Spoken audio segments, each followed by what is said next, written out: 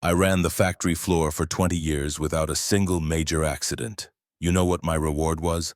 A cardboard box for my things. My name is Frank Castellano. I'm 52 years old, and until 3 months ago, I was the floor supervisor at North Shore Manufacturing in Buffalo, New York. 20 years of getting up at 4:30 a.m., 20 years of making sure every piece of equipment ran smoothly, 20 years of keeping my team safe. Plant manager Diana Walsh called me into the conference room that Tuesday morning in March. She couldn't even look me in the eye as she explained they were restructuring the department and my position was being eliminated. I stared at her across the table. Through the glass walls, I could see the production floor I'd managed since 2004. The same machines I'd learned inside and out, the same workers I'd trained from day one. I asked if my position was being eliminated or given to someone cheaper. Diana's face flushed as she slid a severance package across the table, claiming the company needed to adapt to remain competitive. I didn't open the envelope. I already knew what was inside: 2 weeks' pay and a generic letter thanking me for my contributions. When I asked who was taking over, she revealed they were promoting Kevin Nash from the assembly line. 26 years old, eager, and making about half what I earned. I'd actually recommended him for a team leader position last year. Good kid, but he'd never run a full production shift, let alone manage the complex maintenance schedules that kept our equipment running. Diana explained they needed me to stay until the end of the week to train Kevin on my procedures. 20 years of experience, and they wanted me to compress it into 4 days for someone making $18 an hour.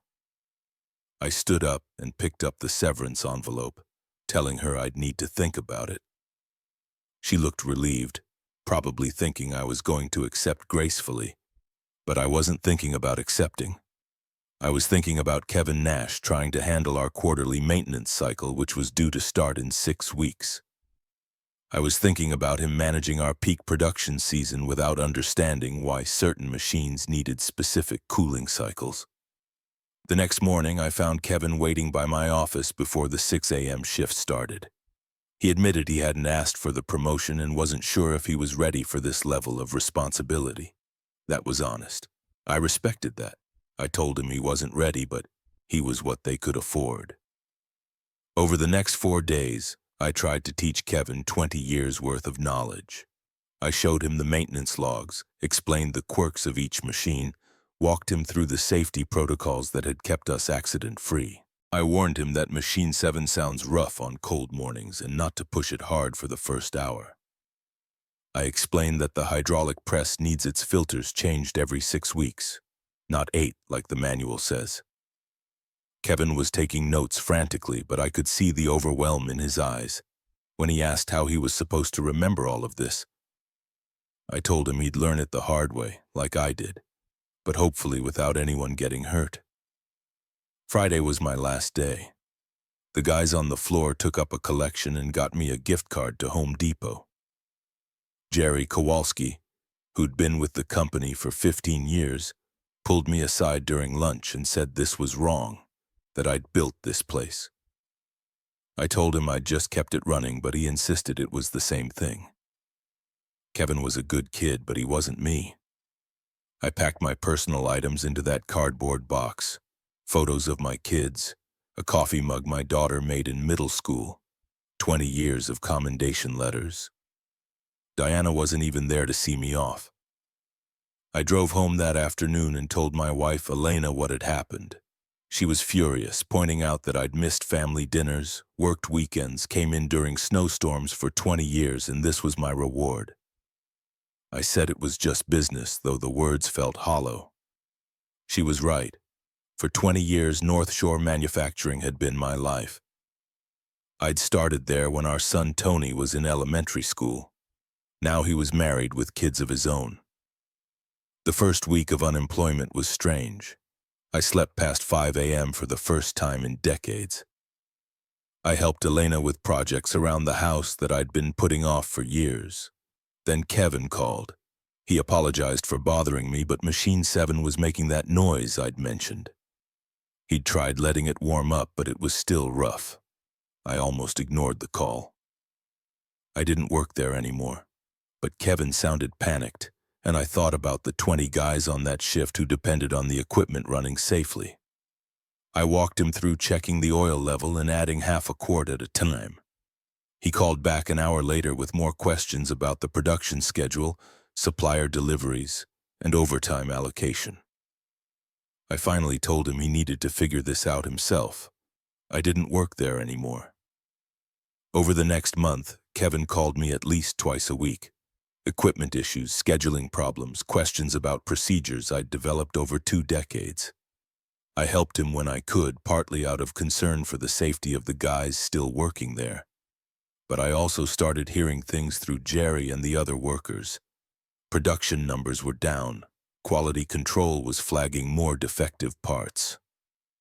The quarterly maintenance cycle had been delayed because Kevin wasn't sure how to schedule the downtime. Jerry told me over coffee that Kevin was trying hard but was in over his head.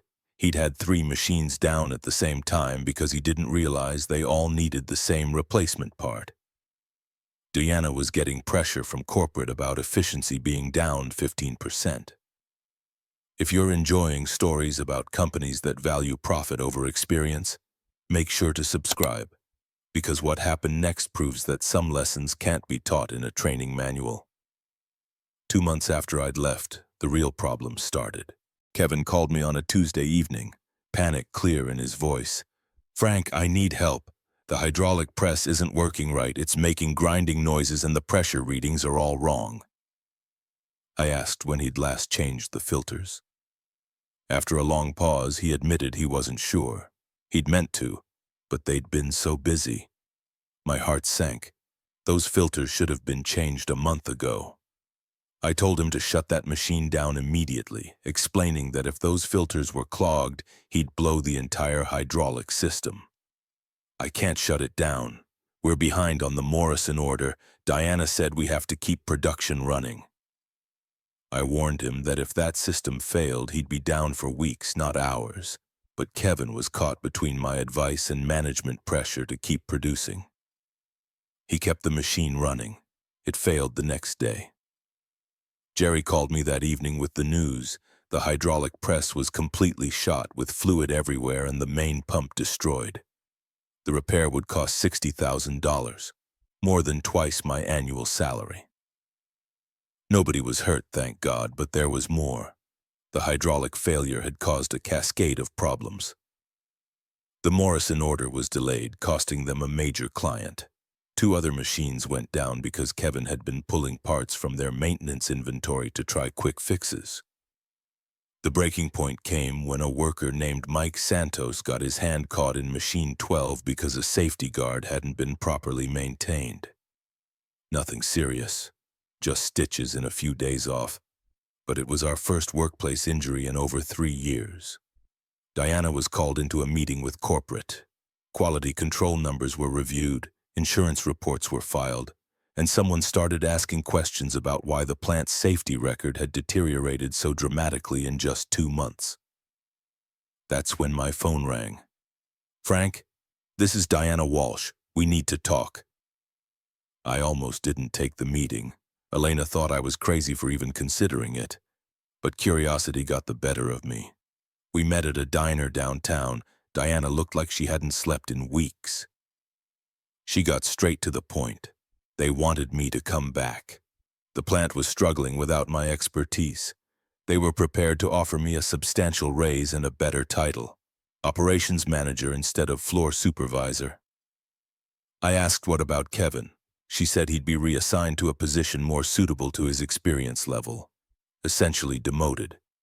When I pointed out she meant demoted, she shifted uncomfortably and admitted he was a good worker, but wasn't ready for the responsibility. I told her I could have said that 3 months ago. She acknowledged they'd made a mistake.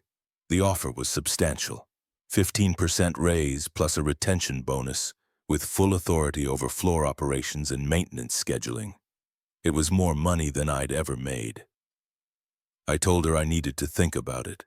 That evening, Elena and I discussed it. The raise would help with Tony's kids' college funds. The job would give me back the sense of purpose I'd been missing. But there was something else. Those guys on the floor deserved to work in a safe environment with supervisors who understood the equipment. I called Diana the next morning with my conditions. Kevin would stay on as my assistant supervisor with proper training, not a 4-day crash course. I wanted authority to implement a real apprenticeship program, and I wanted a written commitment that experience would be valued in future personnel decisions. Diana hesitated at that last condition, saying she'd have to run it by corporate. I told her to run it by corporate. 3 days later, I was back on the factory floor. Kevin was waiting for me at 6 a.m., looking both relieved and embarrassed. He was glad I was back and apologized that he couldn't handle it. I told him he'd handled what he could with what he knew. Now he was going to learn the rest. Over the next 6 months, I trained Kevin properly. Not just procedures and schedules, but the reasoning behind them. Why certain maintenance couldn't be delayed. How to read the subtle signs that indicated potential problems. When to push production and when safety had to come first. He turned out to be a good student and eventually a good supervisor. But it took a year, not 4 days. The plant's performance numbers improved steadily. We reduced downtime, increased quality scores, and most importantly, restored our safety record. The apprenticeship program I'd insisted on became a model for other facilities in the company. 2 years later, I was sitting in the same conference room where Diana had fired me, this time for my annual performance review. She mentioned that corporate was very pleased with the plant's turnaround. Efficiency was up 22% from when I'd left. I explained that it wasn't about efficiency, it was about doing things right. When she asked the difference, I told her efficiency was a number on a report, but doing things right meant everyone goes home safe at the end of their shift. Diana nodded and admitted she owed me an apology. They should never have let me go. I acknowledged she'd done what she thought was best for the company's bottom line, but she'd learned that some things are more valuable than their cost on a spreadsheet. That afternoon, I walked the factory floor like I did every day. Kevin was running the second shift, confidently handling situations that would have overwhelmed him 3 years earlier. Mike Santos waved from Machine 12, which was running perfectly thanks to our new preventive maintenance schedule. Jerry Kowalski stopped me near the hydraulic press, which had been rebuilt better than ever. He said he thought they'd learned something from that mess 3 years ago. That experience isn't something you can put in a training manual. You either have it or you don't. He was right. Some knowledge can only be gained through years of small mistakes, close calls, and gradual understanding of how complex systems really work. You can't download 20 years of experience into someone's brain in a 4-day training session. As I locked up my office that evening, I thought about the cardboard box that had held my belongings 3 years earlier. It had contained the visible mementos of my career, but the real value, the knowledge, the relationships, the instincts, had walked out with me. Companies often think they can replace experience with enthusiasm, wisdom with energy, expertise with eagerness. Sometimes they're right, but more often they learn the expensive lesson that North Shore Manufacturing learned. Some things are worth more than they cost. The next morning, I was back at my desk at 5:30 a.m. reviewing the maintenance schedules and production reports. Not because I had to anymore. My new contract gave me more flexibility than I'd ever had. I was there because this was where I belonged, doing work that mattered with people who depended on me to keep them safe. 23 years without a major accident now, and counting.